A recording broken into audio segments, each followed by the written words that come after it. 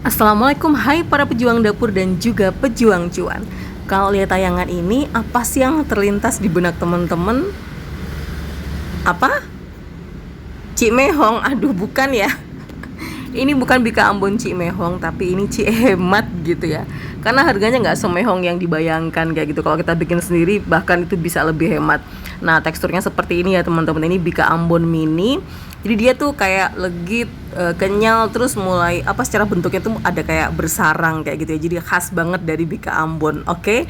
Nah, kita sore ini akan sharing bagaimana membuat Bika Ambon Mini. Gampang banget caranya. Tapi sebelumnya saling support dengan cara like and subscribe di YouTube channel Emi Resna saja. Ini adalah kanal berisi tutorial masak, ide usaha dan juga sharing inspirasi. Jangan lupa juga untuk mengaktifkan loncengnya ya.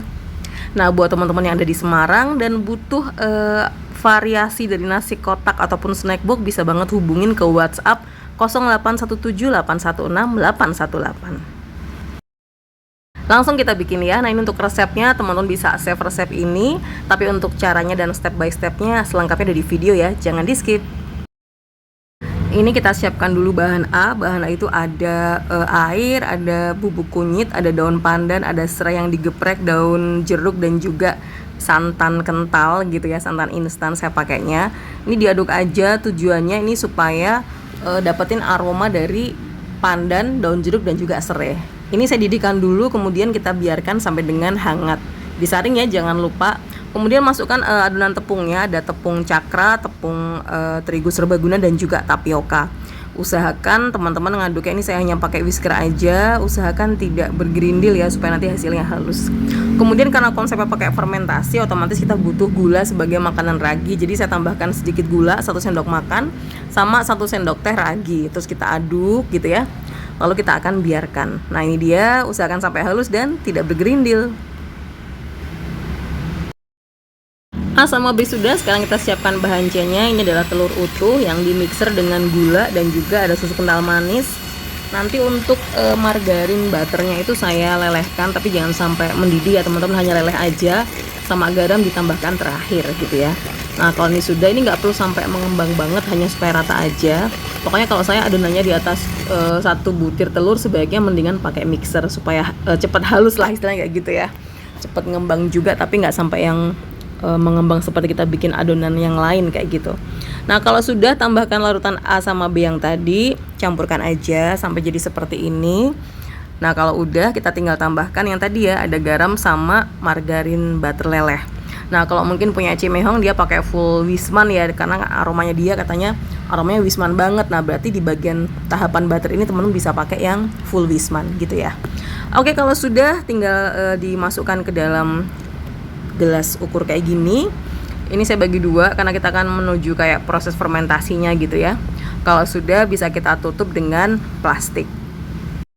Sekarang persiapan untuk mencetak dengan cetakan mini ya. Ini saya pakai cetakan apem yang kemarin. Nah, ini pastikan dulu cetakannya sudah dipanaskan, terus dioles sedikit margarin aja. Nah, bedanya kalau di Bika Ambon Mini ini kita tidak langsung tutup gitu ya teman-teman, tapi kita tunggu dulu sampai mulai terbentuk yang kayak sarang-sarang gitu ya, mulai ada bulatan bolong-bolong kecil itu. Nah, itu sama kita tunggu sampai permukaannya dia agak mengering, agak set gitu ya, baru kita pasang tutupnya. Nah, kita tunggu dulu, pokoknya sabar, ini pakai api sangat kecil banget, pokoknya benar-benar ekstra sabar ya. Nah, kalau sudah mulai ada bagian yang agak kering-kering gini, kita bisa mulai tutup gitu kan.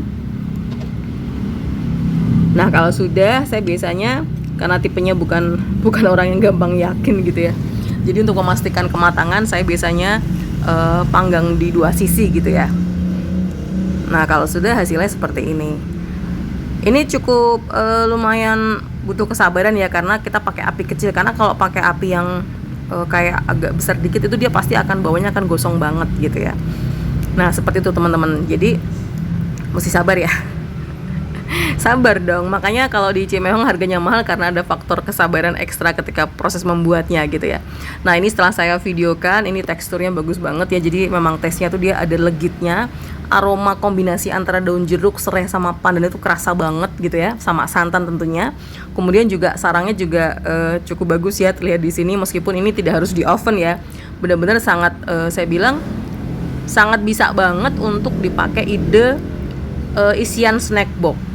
Atau mungkin kalau teman-teman dapat orderan jajan pasar gitu kan, yang tampahan tuh kayaknya bisa banget karena bentuknya mini-mini dan itu istilahnya ya emang gemesin gitu. Bika Ambon yang mini gemesin lah istilahnya gitu ya. Nah kalau sudah tinggal foto-foto cekrek-cekrek gitu. Pengalaman kemarin saya lebih suka proses fermentasinya itu minimal adalah 1,5 jam gitu ya. Tapi kalau 1 jam pun teman-teman sudah bisa mulai cetak, tapi best time-nya menurut saya 1,5 sampai dengan 2 jam. Kira-kira itu aja, selamat mencoba. Kalau punya resep bagi-bagi ya.